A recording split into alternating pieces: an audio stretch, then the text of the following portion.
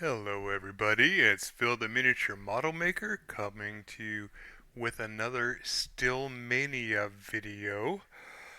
I have been thinking about things, working on things, talking with other channels about things, and thought it would be a good idea to do another video showing off more models, um, talking a bit about Stillmania, some aspects of it, because it's really speaking to me right now. I don't know what it is. It's the entire thing, the entire concept of the philosophy of it. And once I get a better handle on things and can speak more cogently on the topic, I'll do a video purely about that. It's worth talking about, especially for people who are likely the kind who are drawn to my channel, the more narrative, sportsmanly player who is drawn to the story and spectacle being portrayed on the table uh, over the game aspects of it. So why am I doing another video with a bunch of models on it when I put one out just the other day with a more limited selection of the same things? Or why am I doing a video with the same thing that I did a video on the other day, plus other stuff? Because the concept of detachments and the core reason for Stillman's method was to build a playable army. The the TLDR, to my current understanding of his method, is that it's a narrative based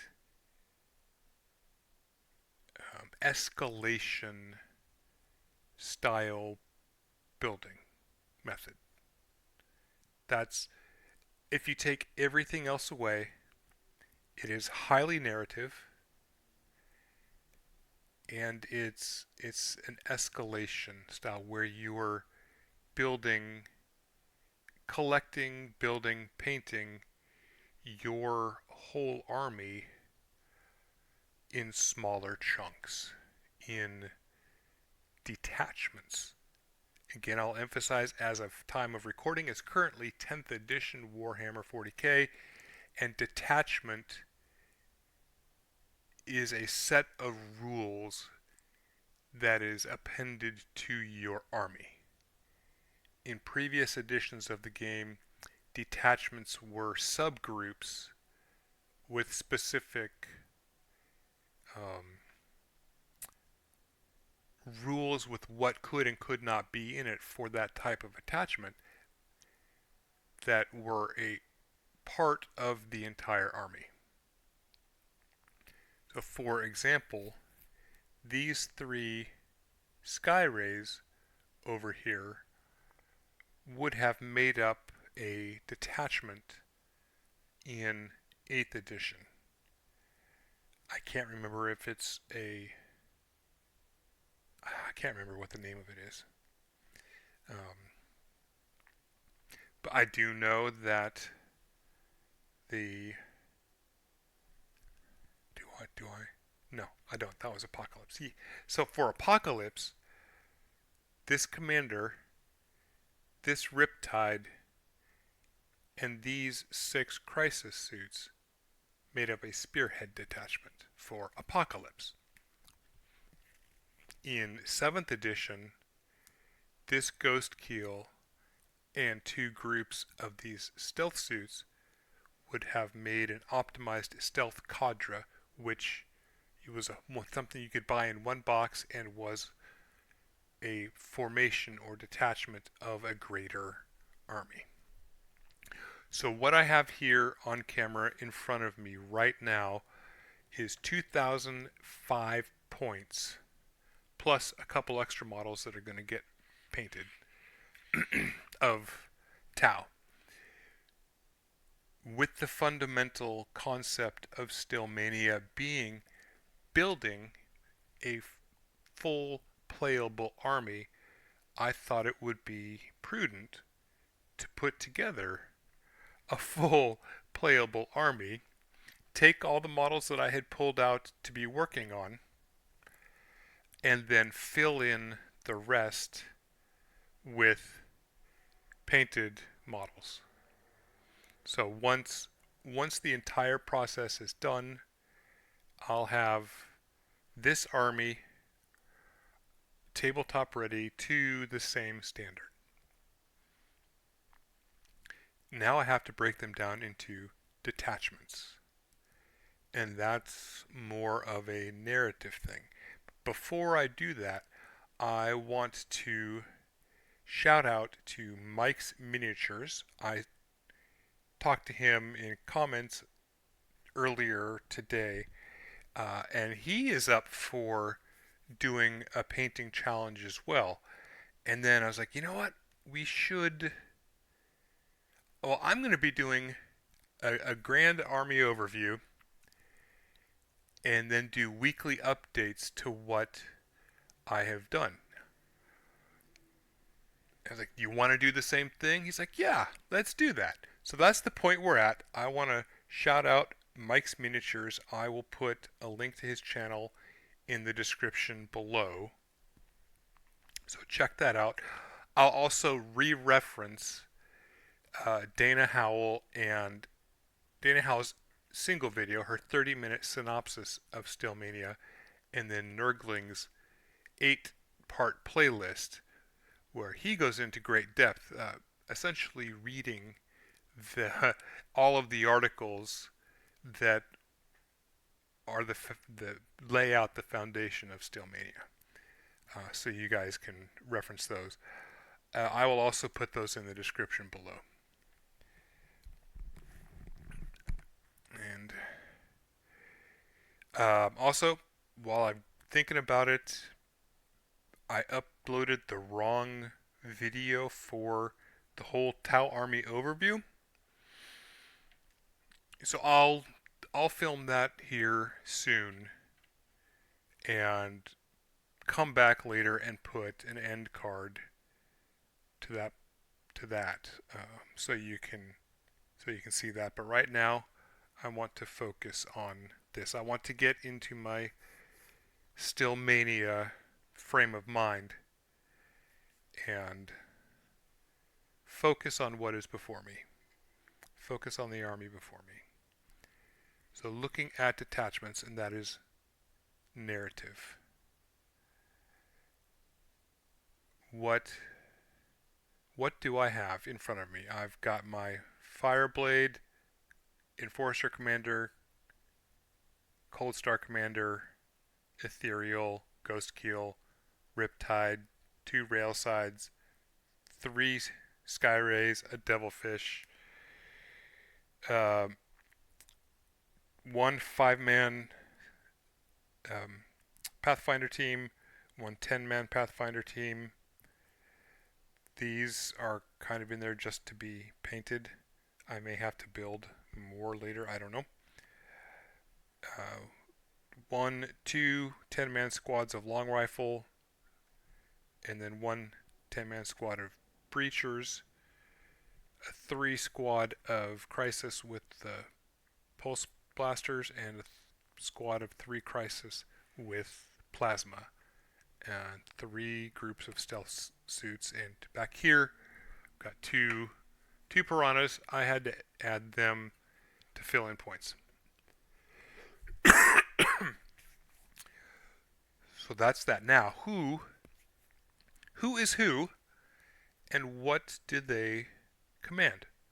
What is their detachment, and how can I divide my army up? So we're gonna use this the image of this army to visually represent Stillman's method of writing your list. First, finding the army that really speaks to you, finding the faction, whatever you think is most cool and most evocative and most interesting to you. It is rule of cool to start with. That's the very first thing. Tau to me were number one rule of cool. Second in the method is to write out your entire army list. If you go back and watch the videos or listen to the videos in Warhammer Old World or Fantasy when these articles were written, that was 3,000 points. In 40K in 2025, that's 10th edition and is 2,000 points. So I've got my list. This we're pretending that I wrote my list, and rather than recruiting via draft, meaning finishing one squad and moving on to the next, I bought everything at once. So here we are. Now we have to think about detachments and how can we break this up? What is the narrative behind it? Well, I know that Commander Dawntide, Chasseau Dawntide, is the general of this entire force, and his specialty is Mont'ka, this being a planetary assault cadre. So, what will go well with him narratively? As far as that, so we're going to put him over here on the side and start piling things in behind him. If he is in the command, you know what? No, I'm going to leave him here. I just thought of something different so we can make room. Make it a little bit easier to organize everything. So I've got this Cold Star commander, and he is in charge of the heavy assault portion of the army. He's also Mont'ka. So what units do I have here that match a heavy assault? If he's the one that actually goes in first and is leading the initial assault, among all of this, who would be a part of that? And we've already established that a different Cold Star commander is actually in command of the reconnaissance element. So I would say the Riptide would be a part of that. It's a big, heavy hitter. I would say these three plasma crisis suits would be a part of that. Because they're moving fast, I would probably say this Devilfish.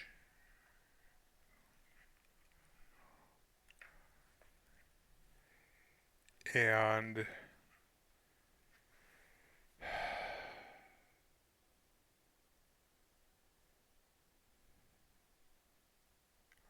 the breachers in the Devilfish are such a meme that I really don't want to do it. But it makes narrative sense that the breachers would go into the Devilfish in a Mont'ka and just pound face, getting close to the enemy's fortifications or whatever. Okay.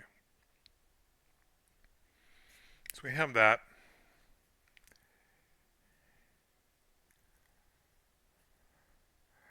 And again, thinking fast, mobile, heavy hitting. We will put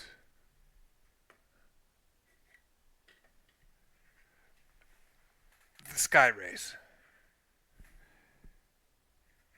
So they're the fastest. They're the closest thing to really fast artillery that my army currently has, or that's currently on this table. My list has. All right, so that's a pretty good detachment. It's manageable, makes narrative sense, and can get done. It's a bite-sized chunk. Okay, now let's think about Commander Dantide and the Ethereal making up the headquarters.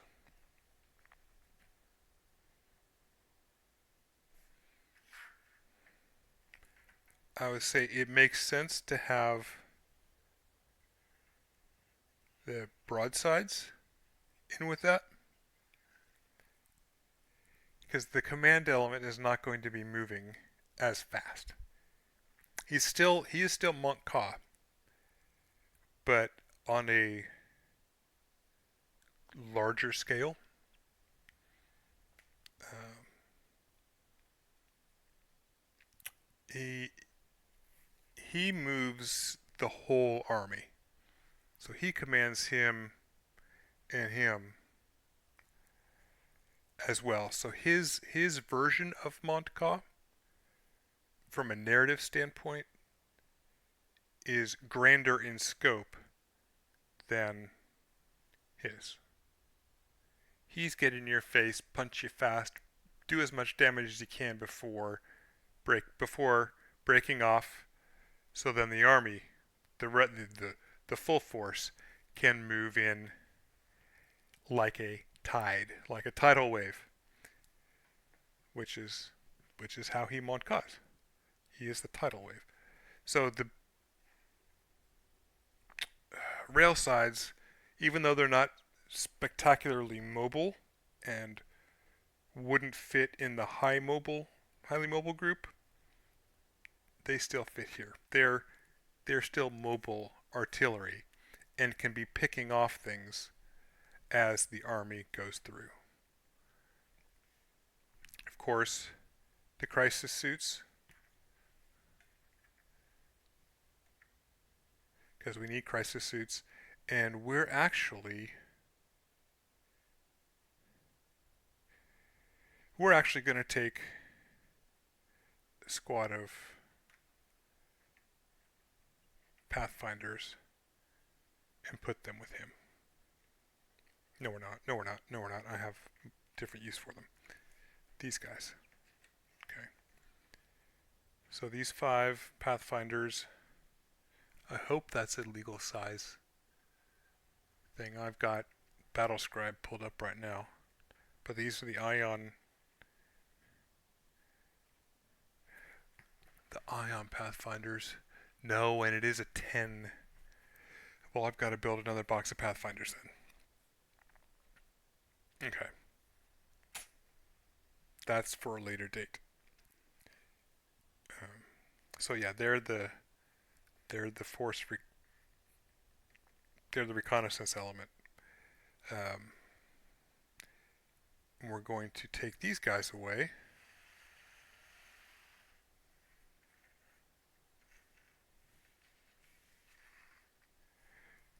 And put him there, because he's in charge of those. Here, here, here. How am I looking on camera?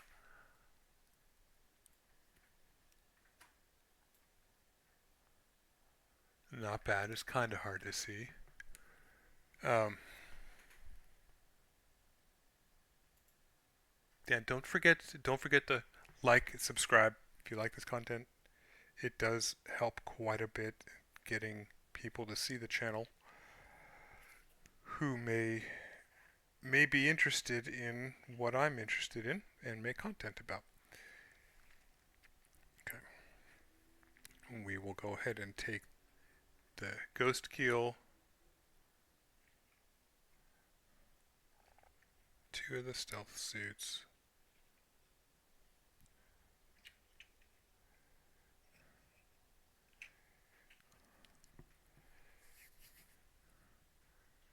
put them over there, put these here, and also include these two piranhas here. So the piranhas are the close attack support for our foot. These are the assault helicopter, our or the AV-8B Harrier, or the F-35 if the Marines are using that right now, equivalent. So it's a small fixed-wing aircraft or a heavily loaded assault helicopter as support and attack for all of these guys. Oh, actually, that's an interesting idea. Crisis suits would make would be a good substitute for assault helicopters, and these be the fixed wing element. Okay, so there we go. Now we've broken this up. We have the two leaders of the entire cadre in a general command detachment. We've got a little bit of artillery support. We have a little bit of reconnaissance here in the stealth suits. We've got some more support and crisis suits for him to command. We've got our command sergeant major with with the troops. We've got a little bit of attack mobility there. And then over here, we have our reconnaissance element.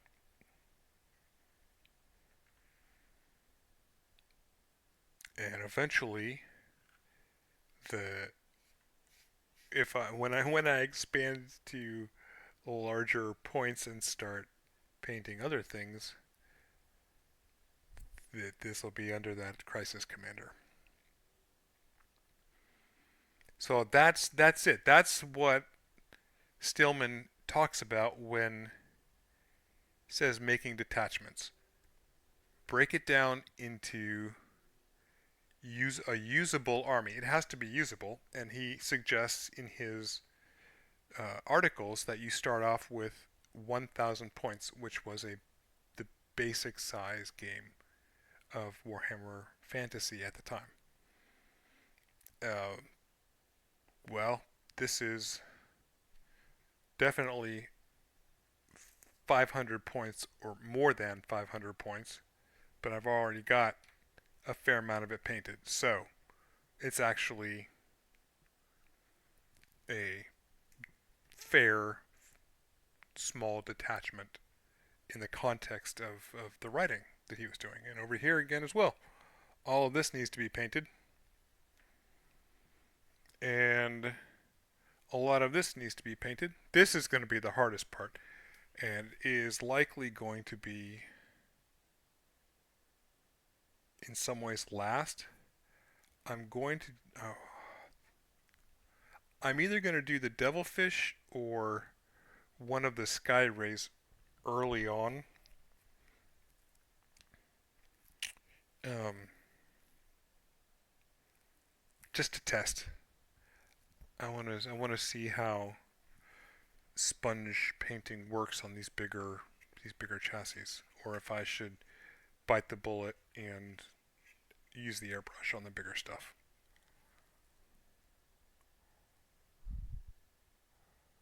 And yeah, yeah. So that's that. I'll probably because I started with these guys today, I got them their green armor and then sponged some of the Lauren green over it to test, and I like it. Needs a little bit more of the Lauren green because the streaking grime is gonna bring it down. But without using the airbrush, because I'm doing it by hand, I am better able to get into areas like down here underneath where I couldn't before, or I can just ignore it. But it's pretty fast and gives me decent control, gives me effects I like. So that's definitely a win. I just have to get a little bit more practice with it so it doesn't look like I just use a really spotty or spitty airbrush. Now, one thing that Stillman was insistent about that I'm going to deviate from is taking your detachment and doing it to the best of your ability from start to finish. Details, everything. In my experience, my limited experience with painting 40K over time, consistently over time, but with doing D&D game miniatures, as you improve your early stuff, while it was the best you could do at that time, when put on a table with your newer stuff, doesn't look as good. And for an army like this, uniformity and consistency is very important to me. I don't like inconsistent aesthetics, aka early units not looking as good as later units painted using the same paints. So what I'm going to do is I'm going to bring everything up to this current basic standard of the brown base coat, the green armor, get the sept symbols, get the sept colors on there, put any metallics that are necessary down, do a unifying wash with the streaking grime, and then reassess where I might need to add details.